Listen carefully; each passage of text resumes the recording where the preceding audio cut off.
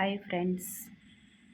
இப்போது வள்ளிமலை திருப்புகழ் ஸ்ரீ சச்சிதானந்த சுவாமிகளின் வேல்மாறல் மகா மந்திரம் எப்படி படிக்கணுன்ற விளக்கத்துடன் பார்க்கலாம் வாங்க.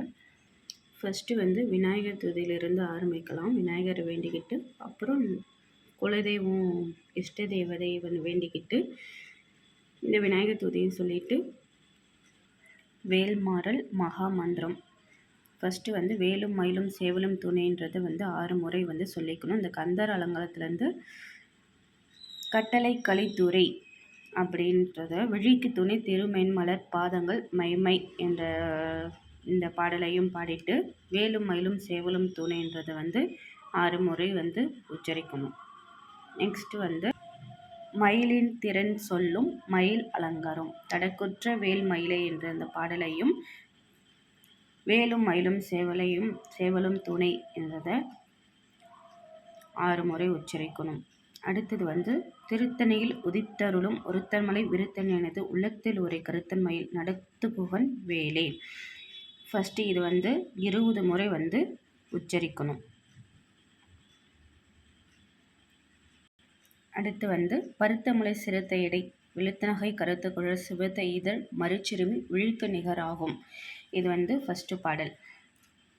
திருத்தணியில் உதித்தருளும் அதை ஒவ்வொரு பாடலுக்கு அடியிலையும் இந்த திருத்தணியில் உதித்தருளும் உருத்தன் மலை விருத்தன் உளத்தல் ஒரு கருத்தன்மை நடத்துகுகன் வேலைன்றது படிச்சுக்கணும். இது மாதிரி 64 பாடல் இருக்குது.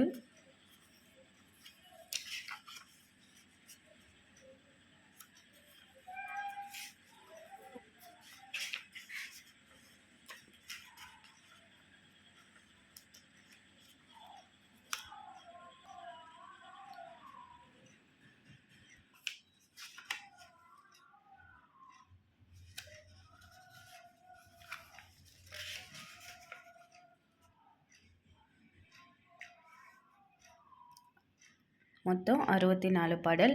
அது முடிச்சுட்டு திரும்பவும் திருத்தணியில் உதித்தருளும் ஒருத்தன்மலை விருத்தனது உளத்தில் ஒரு கருத்தன்மை நடத்து குகன் வேலைன்றதையும் திரும்பவும் 20 முறை ஓதவும். வேலும் மயிலும் சேவலும் துணைன்றதை 6 முறை ஓதவும். அடுத்தது சேயவன் புந்திவன அப்படின்ற பாடலையும் பாடிக்கணும். முடிவில் வேலும் மயிலும் சேவலும் துணைன்றதை 6 முறை ஓதவும். கந்தர் அலங்காரத்துலேருந்து சலங்கானும் வேந்தர் தமக்கும் மஞ்சார் என்ற பாடலையும் பாடிக்கணும்.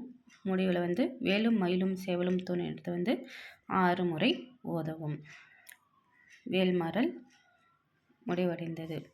இது மாதிரி கண்டிப்பாக படிங்க. உங்களுக்கு முழு பலனும் கிடைக்கும். கண்டிப்பாக அனுபவத்தில் சொல்கிறேன். கண்டிப்பாக நடக்கும்.